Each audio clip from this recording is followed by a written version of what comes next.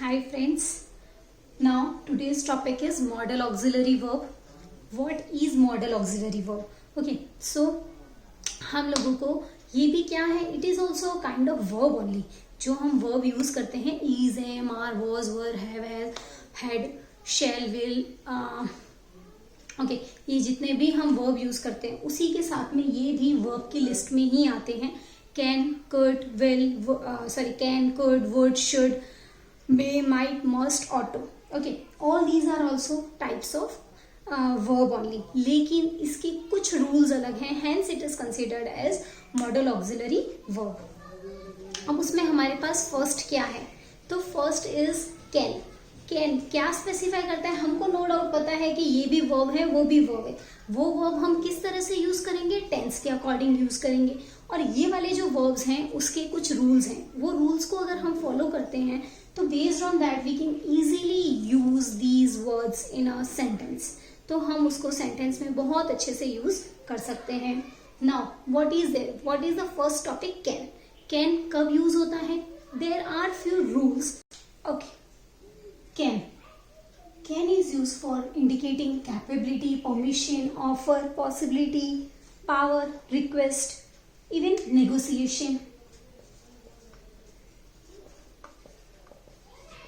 Okay, तो जब हमको ये सारी चीजें स्पेसिफाई करनी होती है, ये तो लिख लिया, but how can we do that. Okay, तो कैपेबिलिटी मतलब क्या. Now what is there, could. तो कुड क्या इंडिकेट करता है, कुड मतलब कि जो हम लोग बोल रहे हैं यहाँ पर कैपेबिलिटी है, लेकिन ये कैपेबिलिटी कैसी है जो प्रेजेंट के अंदर यूज होती है. ठीक है, प्रेजेंट टेंस की. और ये कुड मतलब क्या है, पास्ट टेंस की. पास्ट टेंस के अंदर अगर हम किसी कैपेबिलिटी के बारे में बोलते हैं तो that time we are going to use could, क्योंकि दोनों क्या इंडिकेट कर रहा है, अवर कैपेबिलिटी. तो जब आर कैपेबिलिटी की बात होती है तो that time what we are going to use either can or could, depends on present and past tense. Then after possibility, it may possible, तो उस समय हम क्या बोलेंगे, it could achieve good marks, she could achieve good marks. Okay, तो that is a possibility. तो ऐसे sentences के लिए हम क्या यूज करेंगे, could.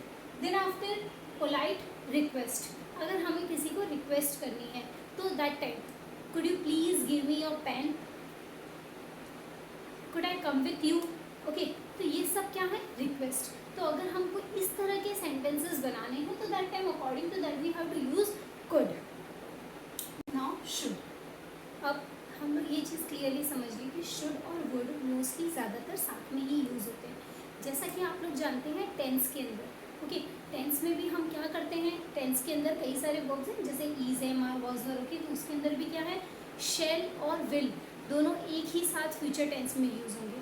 बताऊंगी मैं जब टेंस का वीडियो बनाएंगे तब बताऊंगी मैं आपको.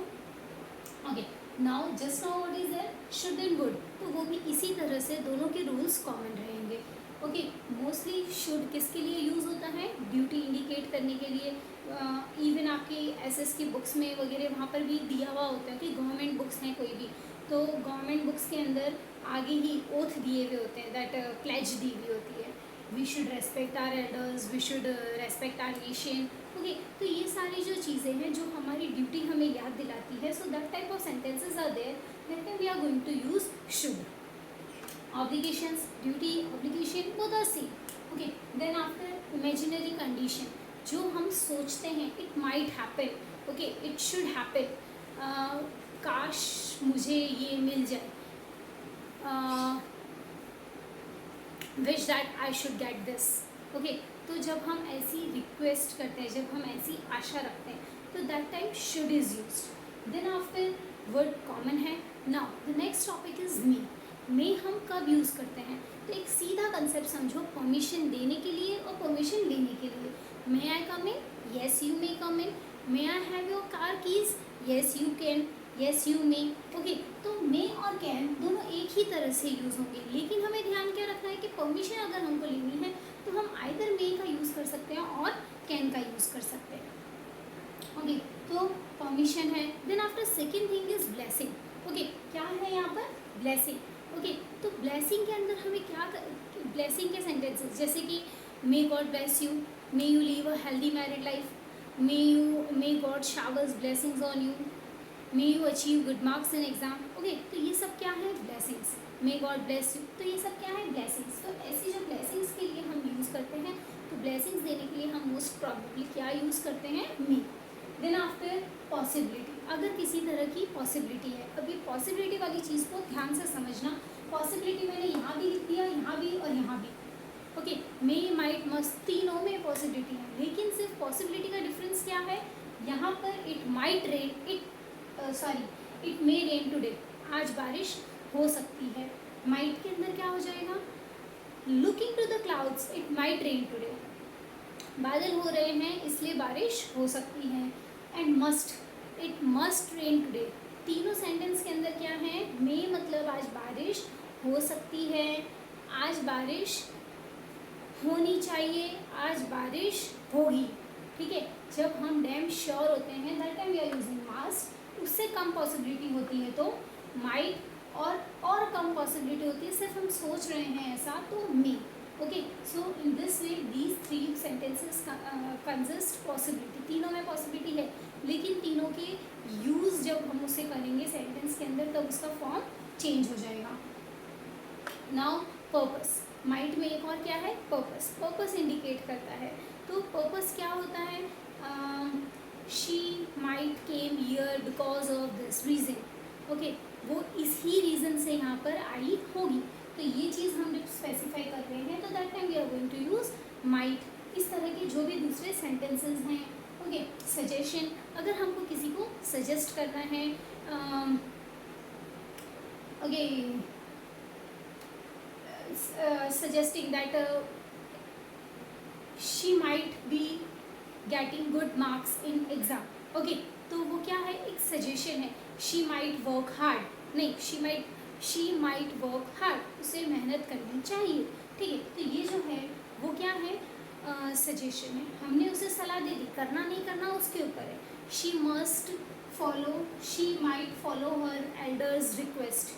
Okay, she might follow the instruction of her elders. तो ये सब क्या है, हम उसे कह सकते हैं, सलाह दे सकते हैं। What to do, what not to do is up to her.